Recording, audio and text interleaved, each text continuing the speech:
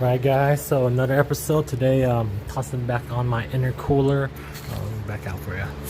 There you go. Went to Lowe's, got these brackets. What I did to get them to fit was up here. These are the horn. They have brackets. I just these are 10 millimeters, so I just hooked it onto here. There's holes right here. I tapped and threaded them so then you can get a bolt in there, so both sides, so it's gonna be solid again when I put everything back. Quick tip: when you're working with the new intercooler pipe, clean them off because they're dirty, and then use some hairspray once you go put them on. Act as lubricant to help it slide in, but once it dries, it tacks up. Makes it harder for it to blow off. It does still happen, but you know, tighten your clamps, make sure they're good. Good intercooler pipes, so these haven't collapsed or anything. They're like 3 or 4 plies. Don't remember off the top of my head, but yeah, that's what we're working with today. Alright, so we got the intercooler hooked up. The bolts right here with the M8 1.25. So right here, intercooler piping. This piece right here goes here. I put the bolt down that way so that it doesn't interfere and you can't see it from the front of the grill. This one I replaced. I used these because they have some flex to them so they don't completely blow off. I had a straight one before and ran into the issue where it blew off.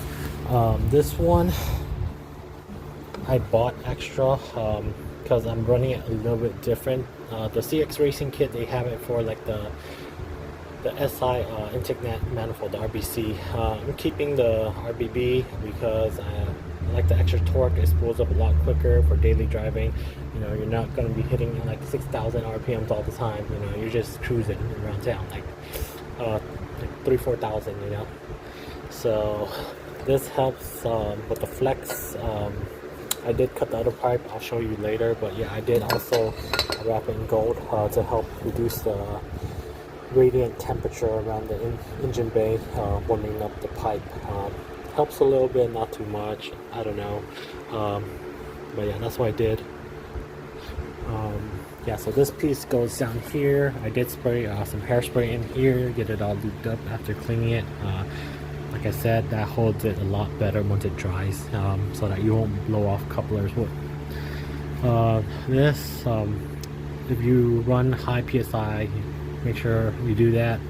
Make sure these are all tightened out because you blow off couplers and it's really annoying, especially when you're trying to dead log or, you know, dyno tune and then it pops off and you gotta stop everything, waste time, find the coupler, retighten it and all that stuff.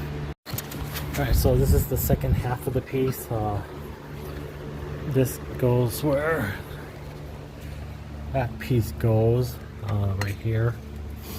And I had to cut this, like I said, because I'm not running the RBC manifold. It's a little bit different. Also had to buy this one separate. I was using this, it works, but I'm gonna swap over to this because it has that real, like that metal flexy part for it to, you know, when you get the high boost and then you cut off, it doesn't surge back and then pop it off.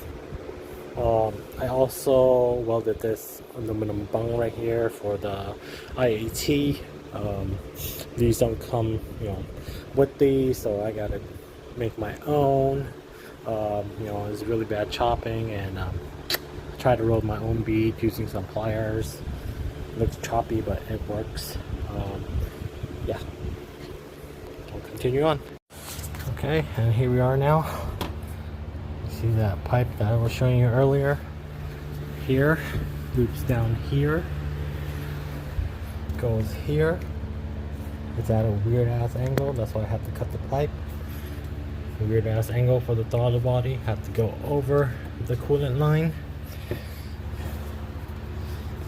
And that's why we're using this, because it does give some flex too, so I'm going to put it at the weird angle to make it work.